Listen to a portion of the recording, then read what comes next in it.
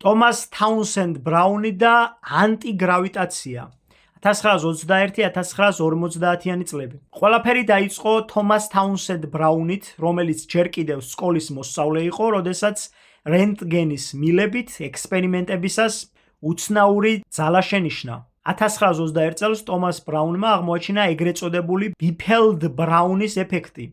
მისი მტკიცებით, თუ ორ ფირფიტას შორის მაღალ ძაბვას გავატარებდით, მოწყობილობა იწყებდა მოძრაობას იმ მიმართულებით, სადაც დადებითი მუხტი იყო. 1930-იან წლებში მან შექმნა პატარა დისკოსებური აპარატები, რომლებიც უხმოდ დაფრინავდნენ. ბრაუნს ჯეროდა, რომ მან აღმოაჩინა გზა, თუ როგორ გამოეთიშა ობიექტი დედამიწის მიზიდულობისგან. კონსპირაციული თეორიის ავტორები ამტკიცებენ, რომ 1950-იან წლებში ბრაუნის კვლევები ამერიკის შეერთებული შტატების საჰაერო ძალებმა US Air Force გაასაიდუმლოეს, რათა შეექმნათ ადამიანის მიერ კონტროლებადი ამოუცნობი ფრინავი ობიექტები. შენი აზრით, უცხოპლანეტელები არსებობენ თუ ეს ყველაფერი ადამიანების მიერ შექმნილი ტექნოლოგიებია? ჩემი აზრი, თქვენ ძალიან კარგად იცით, ჩემი აზრით, უცხოპლანეტელები არ არსებობენ და ყველა უცხოპლანეტელი არის შენიღბული დაცემული ანგელოზი.